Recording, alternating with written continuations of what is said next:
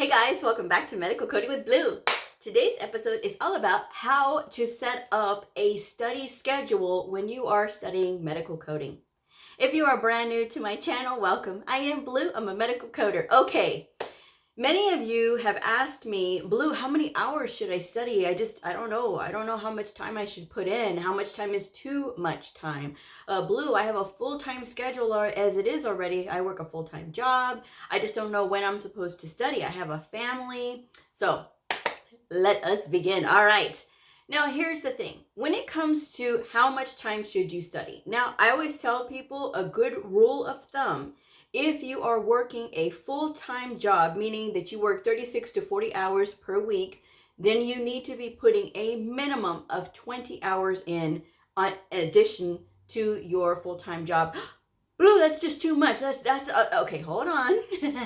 Hold on. And if you are not working at all, this should be your full-time job. You should be putting in a full 40 hours a week of study. Now, the way that I tell people to do this is to break it down into manageable chunks.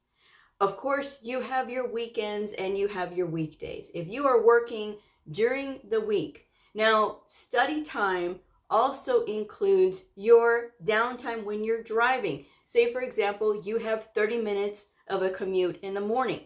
Then you should be plugging in something to listen to, as far as like, are you going to listen to a YouTuber's channel like JJ Medicine? JJ Medicine is really awesome because they talk a lot about medical terminology and anatomy and pathophysiology.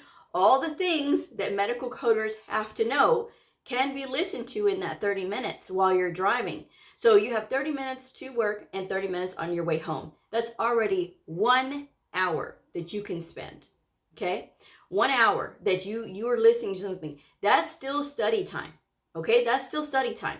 Now, what about the other hour, all right? If you're doing 2 hours per day during the week, that's 10 hours. So if you go in the evening, right, obviously after work, after you've made dinner and put the kids, to doing their own thing and things like that, you can squirrel out an hour to do some study on your own. So that's already 2 hours that you've spent. If you do that during the week, that's already 10 hours. Now you got another 10 hours to go. So if you decide to do 5 hours on Saturday, 5 hours on Sunday, if you don't want to do any kind of study at all on Sunday, that is totally understandable. Just make sure that you break it out into the week. Take that 5 hours and tack it on. Instead of 1 hour during the week, make it 2 hours. So technically you're studying for 3 hours. 1 hour on that commute, right? And then 2 hours in the evening. So that way you have only Saturday that you are trying to do some studies, okay? But the more you put effort into making that time, the better off it will be for you. If you are not making that time, it will show on either your exam, or it will either show on your performance when you are in the program. So the more time you make for it, the better. But obviously, if you work 40 hours, a minimum of 20 hours needs to be spent. And again, if you're not working, and you are saying, well, I'm a stay-at-home mom, then we need to work around the schedule with the kids, right? But squirrel in 40 hours somewhere, somehow, some way. Even if you're out driving around and you're by yourself, listen to those channels, record yourself reading the ICD-10-CM coding guidelines. Record yourself in 30-minute blocks or even 15-minute blocks. 15 is fine. Record yourself reading the coding guidelines for 15 minutes. That way, when you have those times, you can sit there and squirrel away that time. You can just listen to yourself reading those coding guidelines. And that's study time put in. If you guys really want this, you will make the time for it. You will find those little pockets and be able to put together that time. If you miss a day, it's okay. A lot of times people will say, well, I missed a day. I obviously don't want to do this. I'm just tired. And okay, guys, if you need a break, you need a break. It's okay to take a day or two off during the week. The way that I'm giving you this example of how to set up a study schedule is because I know so many of you reached out to me and said, Blue, I just don't know how to structure my time. It's a good idea to get it written down, or to even work with your family or work with your loved ones and tell them, hey, I'm trying to do this so that we can have a better life. I can have a better career for myself, and I'll be much happier being able to do this and being able to provide, but I need to learn it. And, if you need that support, you've got to speak up, and you can't just, let them run you as far as like, well, they wanted this, they wanted that. I've had people who write in and say, well, Blue, I just feel so guilty.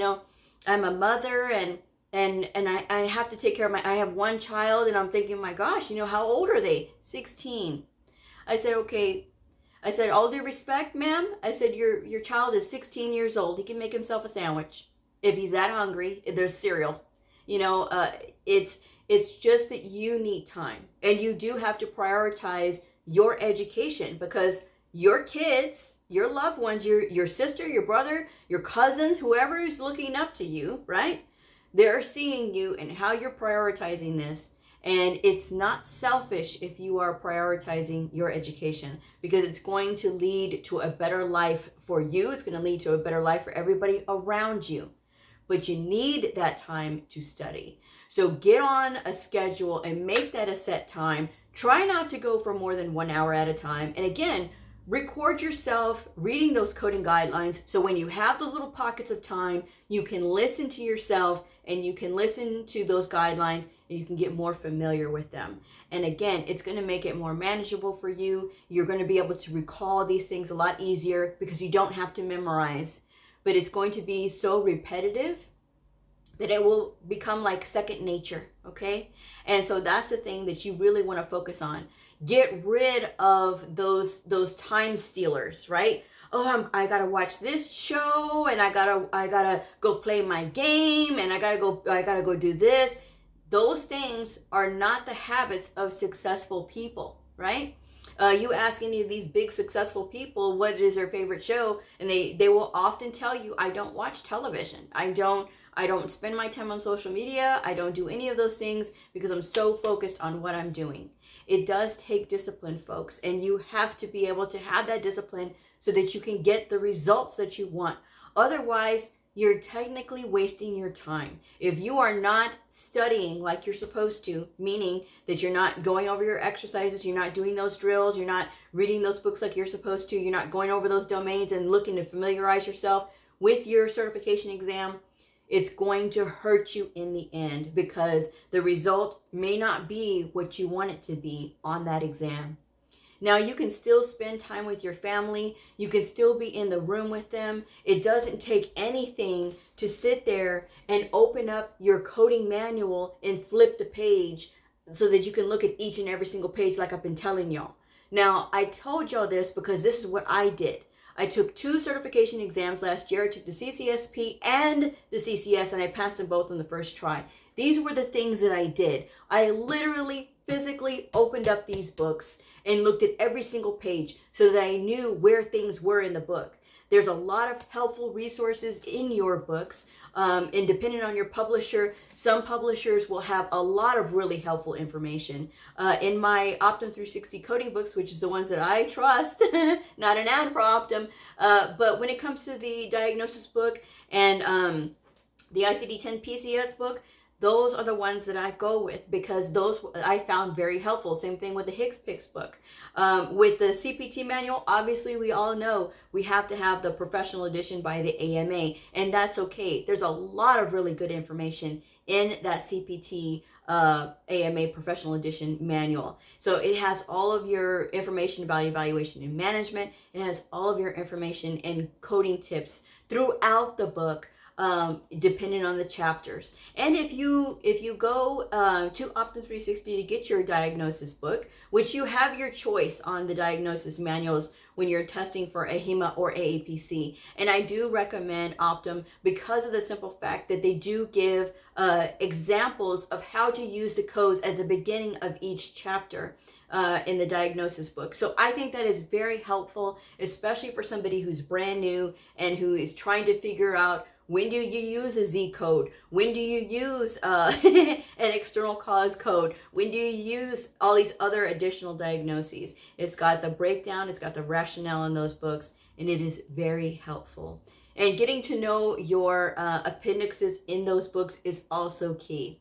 But you could be, again, you could be sitting with your family and flipping through the book. I mean, and hearing them say, oh, you're not spending any time with us. Yes, you are. You may not be like talking, but at least you're there with them.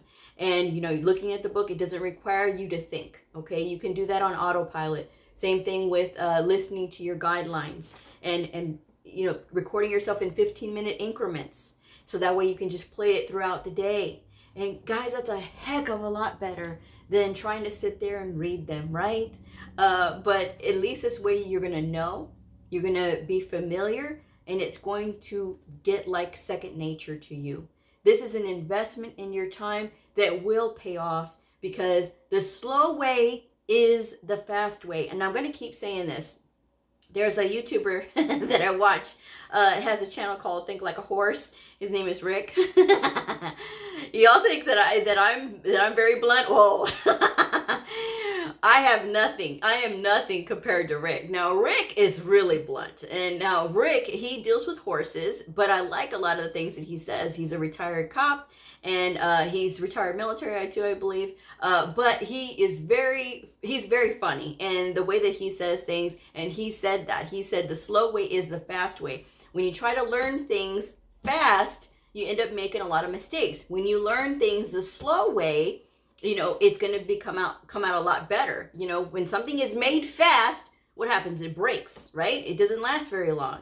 Again, if you're trying to learn fast, you're not going to be able to retain the information, right? But if you learn it the slow way, you know, going over the guidelines, reading the guidelines, listening to the guidelines in those 15-minute increments, right?